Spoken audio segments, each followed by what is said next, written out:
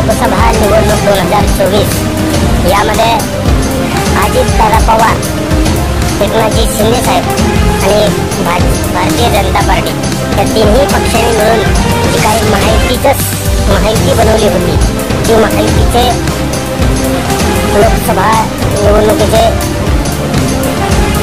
उमेदवार त्यांनी मैदानामध्ये टाकले होते। त्यामध्ये अजितदादांना 4 उमेदवार मिळाले होते आणि अजितदादाचे बारामती लोकसभा निवडणूक मतदारसंघ, इकडे मराठवाड्यातील परभणी मतदारसंघ आणि रायगड जिल्हा मतदारसंघ असे एकूण अजितदादांचे 4 लोकसभेचे मतदारसंघ होते। त्यापैकी त्यांना रायगड विजय तटकरी हे तिथून खासदार आले।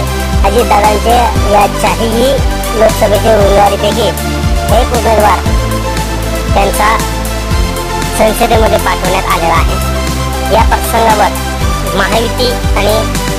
महायुतीला बरेच धक्कादायक निकाल आल्यानंतर, महायुतीचा पराभव झाल्यानंतर अजितदादा उपमुख्यमंत्री महाराष्ट्र राज्याचे यांची मुलाखत घेण्यात आली, पत्रकार परिषद घेण्यात आली आणि या पत्रकार परिषदेमध्ये अजितदादांनी एक मोठी घोषणा केलेली आहे।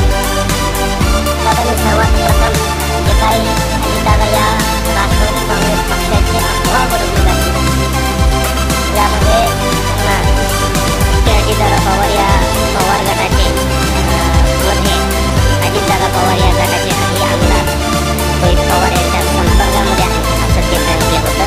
पण अजितदादांनी पहिल्याच घोषणेमध्ये या अफवा बंद केलेल्या आहेत।